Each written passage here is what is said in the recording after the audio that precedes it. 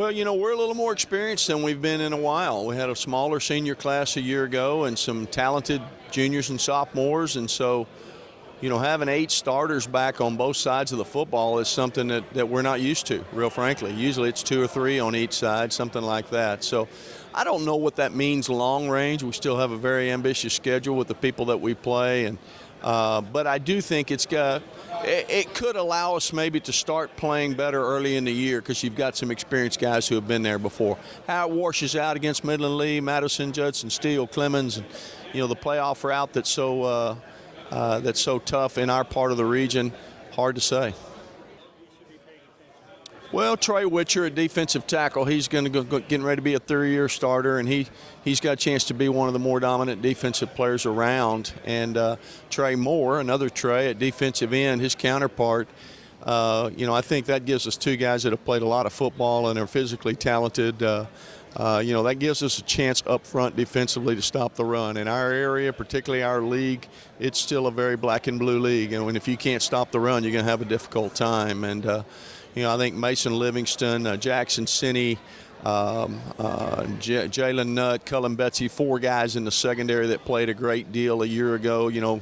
Again, just allows us to be a little bit better there up on defense early in the year. Linebacker situation's a little unsettled. We've moved some kids there from other positions. We like them. We think they'll be good. Will they be good early on? Hard to say. Offensively, we got a few kids back in the offensive line.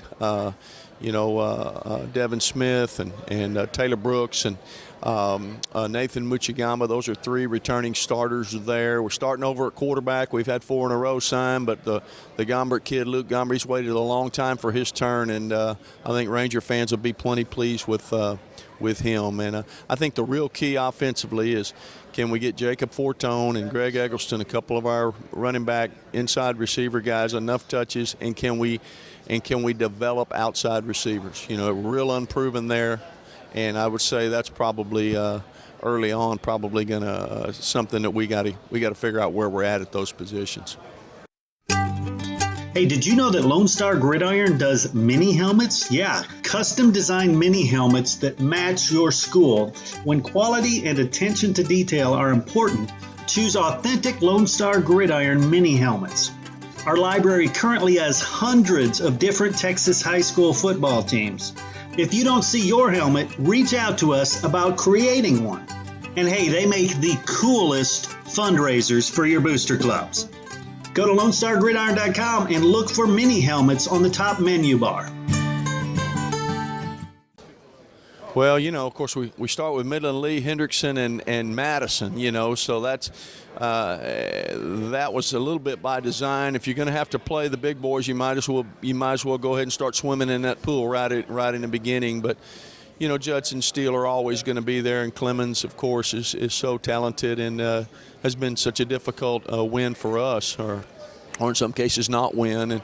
And I think I feel like this is probably a big year for New Braunfels, East Central, Canyon, San Marcos. I feel like those guys in other leagues would perhaps be district champions or certainly playoff teams. And so, our margin for error, particularly at Smithson Valley, is, we certainly have proven we can be the district champion, or we can be the team that beats some of the ones that I mentioned earlier. But at the same time, some of these that have just missed, they're, we never really get to walk into a stadium and say, okay, tonight we're going to win by 4 touchdowns, even with a subpar effort. We've got to bring it every week, and that's just life in 26-6A.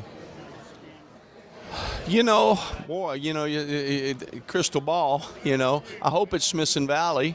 I feel like people got us down just a hair, maybe, with our league being picked anywhere from first to about fifth, is really all the same. You talk to another prognosticator, and he may have the inverse order, but that's so hard to say. Just within our own league, I feel, as I said a while ago, that this may be a year that Canyon and New Braunfels really make a run, if you will. Around the area, it's hard to say. Lake Travis, Westlake, of course, are always going to be there.